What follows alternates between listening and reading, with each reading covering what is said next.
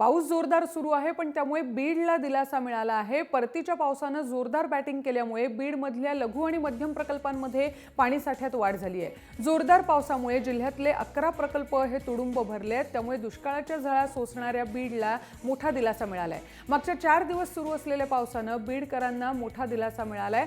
पाटोदा तालुक्यात इंचरणा, मुंगेवाडी, शिरूर, त्याचबरोबर वारणी, खोकरमोहा, आष्टीमधील बेलगाव, नागतळवाडी, तर बीड तालुक्यातील बेलुरा, खटवाडी, वडगाव, भंडारवाडी हे 9 लघु प्रकल्प हे तुडुंब भरलेत। तर पाटोदा तालुक्यातील महासांगवी, आष्टीतील कडा मध्यम प्रकल्प हे देखील पूर्ण भरले आहेत।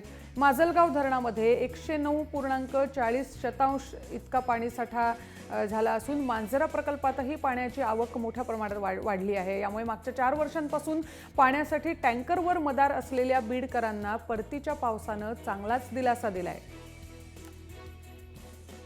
दरम्यान बीड मधल्या पावसाबद्दल अधिक माहिती देत आहेत आमचे प्रतिनिधी उद्धव मोरे।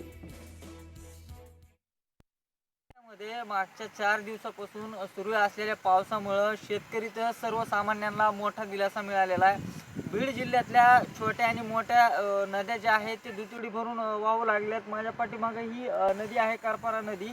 4 वर्ष कसल्याच प्रकारचं या नदीला पाणी नव्हतं, मात्र आता या नदीची परिस्थिती आपण बघू शकतो की कशा पद्धतीने दुतडी भरून ही नदी वाहत आहे। सध्या मोठ्या संख्येने पाणी या नदीमध्ये आपल्याला दिसतंय। मागच्या कित्येक वर्ष या नदीला थेंब देखील पाण्याचा नव्हता।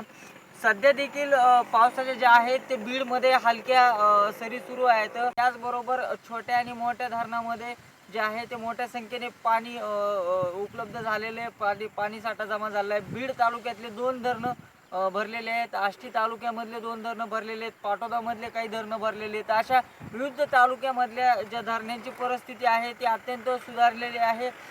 काही धरणं भरलेले आहेत। त्याच्यामुळं सगळ्यात मोठा जो बीड जिल्ह्यासमोर पाणी टंचाईचा प्रश्न होता तो कुठं ना कुठं मार्गी लागलेला आहे। कारण की बीडमध्ये टँकरद्वारे हजाराच्या जवळपास टँकरने पाणी पुरवठा केला होता, मात्र यंदाची परिस्थिती अत्यंत समाधानकारक आहे। अत्यंत चांगल्या रीतीने पाऊस झालेला आहे आणि आत्ताच हवामान खात्याचा अंदाज आला आहे की येत्या काही काळामध्ये जो आहे तो आणखीन पाऊस होऊ शकतो।